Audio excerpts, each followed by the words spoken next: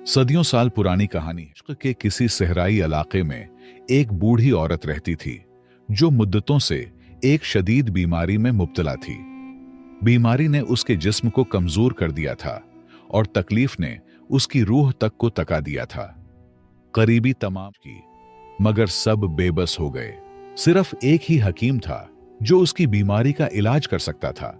और दूर बगदाद के एक मशहूर शहर में रहता था। वहां तक पहुंचना निहायत मुश्किल था, खास तौर पर एक गरीब औरत के लिए। इस जमाने में अगर आप समझना चाहें तो यूं समझें कि जैसे कोई शख्स पाकिस्तान या इंडिया में किसी खतरनाक बीमारी में मुब्तला हो और उस बीमारी का वाहिद माहिर अमेरिका में हो। एक गरीब इंसान के लिए फासला, खर्चा, वीजा सब कुछ नामुमकिनात में शुमार होता है। उसी तरह उस जमाने में भी बगदाद ख्वाब से कम न था। उस बूढ़ी औरत का अल्लाह पर ईमान इतना मजबूत था कि वो हर हाल में यही कहती, अल्लाह ही मेरा निगहबान है। वही हकीम खुद चलकर मेरे घर आएगा और इसका सबब अल्लाह ही बनाएगा, वह है मेरा। लेकिन याद रखें, अल्लाह की कुदरत का कोई सानी नहीं। वो जो चाहे, जब चाहे, जैसे चाहे कर सकता है। नामुमकिन को लम्हों में मुमकिन बना देता है और ऐसे इसबाब पैदा कर देता है जिनका इंसान तसव्वुर भी नहीं कर सकता। यही कहानी की बुनियाद है। तो दोस्तों, वो जमाना ऐसा था जब सफर ऊंटों और घोड़ों पर किया जाता था, मगर उस सवारी थी ना सामान। रास्ते तवील और कठिन थे, लेकिन उसका यकीन कहता था कि अगर कोई उसे बगदाद तक पहुंचा सकता है तो वो सिर्फ या फिर अल्लाह, वो मशहूर हकीम खुद उसके पास भेज दे। वो रोज अपनी बेटी से यही कहती, मुझे उसी हकीम से इलाज करवाना, मेरा रब ही उसका सबब बनाएगा। उसकी बेटी अक्सर मां की बातों पर हंस देती, क्योंकि उसे ये सब एक ख्वाब लगता। लेकिन अल्लाह जो करता है वो इंसान की होता है। बूढ़ी औरत ने मोहल्ले के अमीर लोगों से मदद मांगी, मगर कहीं से कोई मुस्बत जवाब न मिला।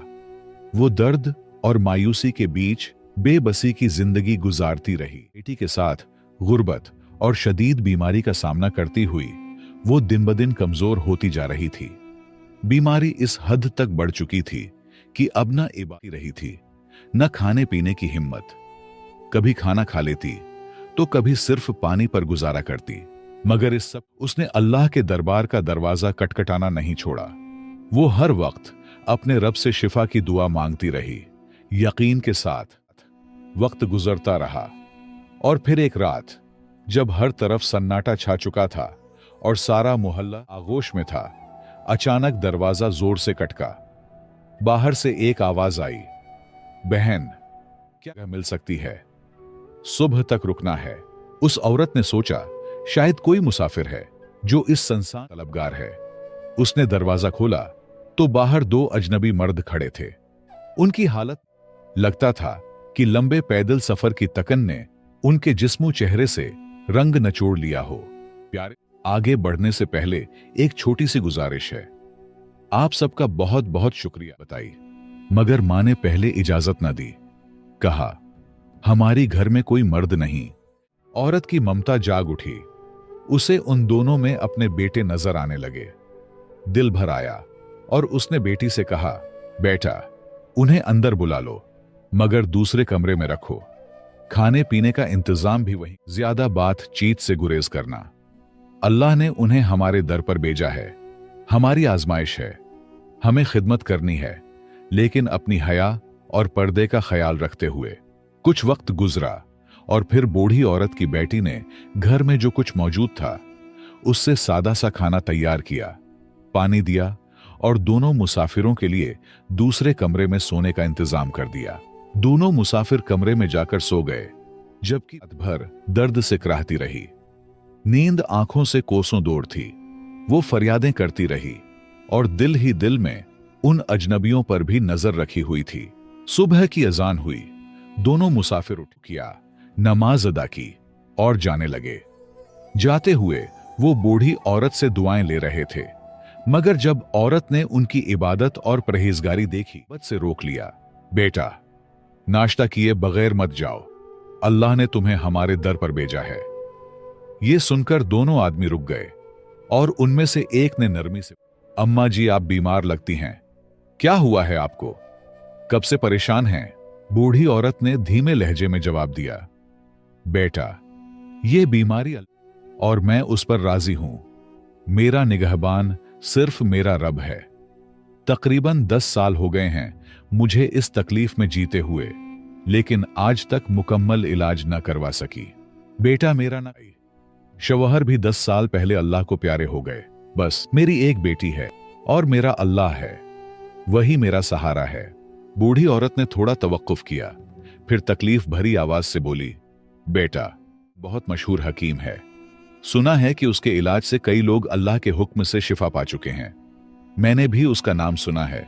दिल में उम्मीद है कि शायद मेरी बीमारी भी ठीक हो जाए, लेकिन बेटा मैं मजबूर हूं, इतनी दूर जाने की न सक्कत है न। ये सुनकर दोनों मुसाफिरों ने एक दूसरे को चौंक कर देखा, जैसे वो कुछ जानते हो या किसी हकीकत से वाकिफ हो।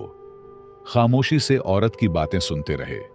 बूढ़ी औरत ने आसमान की तरफ देखा और एक मदम मुस्कुराहट के साथ बोली, बेटा मेरा ईमान है कि जिस रब ने बीमारी दी शिफा भी देगा, दवा भी वही भेजेगा। बंदा तो बस कोशिश करता है, और जो मेरे बस में था वो मैं कर चुकी। अब सब उस रब करीम के सुपुर्द है। बिलाखिर एक आदमी आगे बढ़ा और नरमी से बोला, अम्मा जी अगर मैं ये कहूं कि अल्लाह ने आपकी दुआ कबूल कर ली है तो आपको कैसा? बूढ़ी औरत ने हैरत से उसकी तरफ देखा और धीमी आवाज में कहा, क्या मतलब बेटा, मैं तो कुछ समझी नहीं। उसने मुस्कुराकर जवाब दिया, ये दूसरे साहब यही बगदाद के मशहूर हकीम हैं और अल्लाह ने ही उनको भेजा है। हम दोनों एक खास जड़ी बूटी की तलाश में दमिश्क आए थे, घोड़ों पर सफर कर रहे थे। रात को जब ठहरने का वक्त आया तो घोड़े अचानक डर गए और हमें शहर से बहुत दूर ले गए। फिर रास्ते में हम दोनों घोड़ों से गिर गए और सारे रहे। बहुत सफर के बाद आपका घर करीब लगा और हम यहां आ गए। अल्लाह की मर्जी से हम आपके पास पहुंचे हैं। अब इंशाअल्लाह आपका इलाज होगा। आप बिल्कुल फिक्र न करें अम्मा जी, अल्लाह ने आपकी फरियाद सुन ली है। ये सब कुछ किसी मामूली इत्तेफाक का नतीजा नहीं, क्योंकि न मैं आपसे वाकिफ हूं न आप हमसे।